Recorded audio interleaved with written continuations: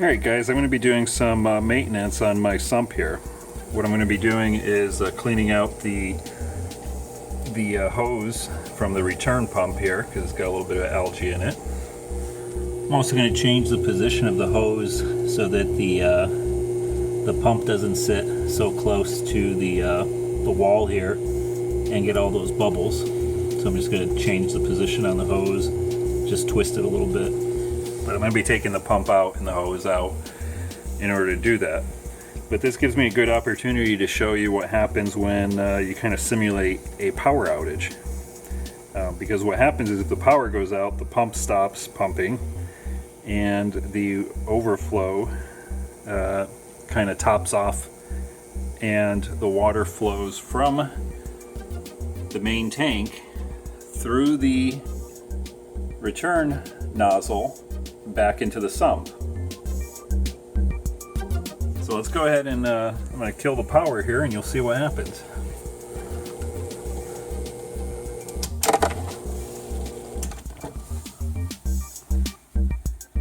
Alright, so the power's off and you can see my water level is coming up inside the sump here.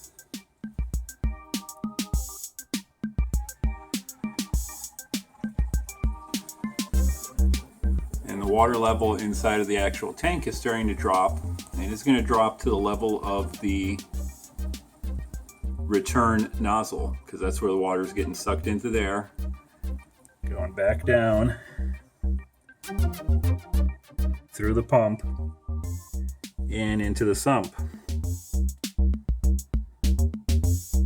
I'm going to wait for that to finish.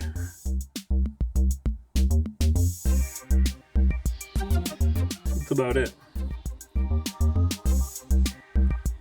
Alright, now to get that hose out of there and the pump and clean it all out.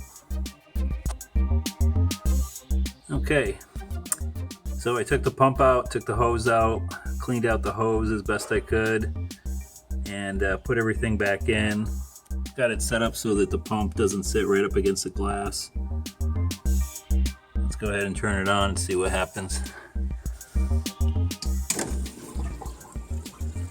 So the pump starts running. And as you can see, it's starting to fill up the tank again.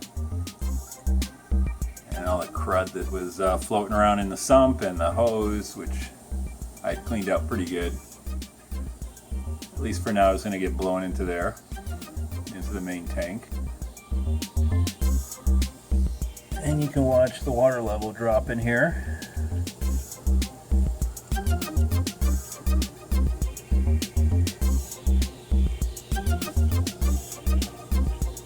Now also what's happening is my return hose is filling up. That's that noise you probably heard. It's all the bubbles in there.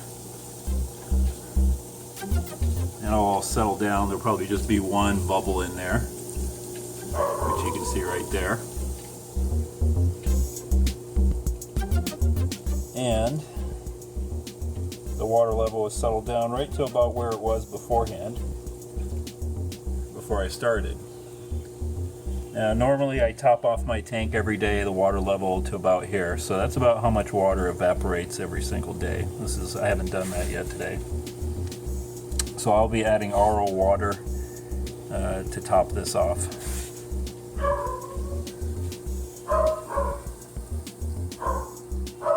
So that's it.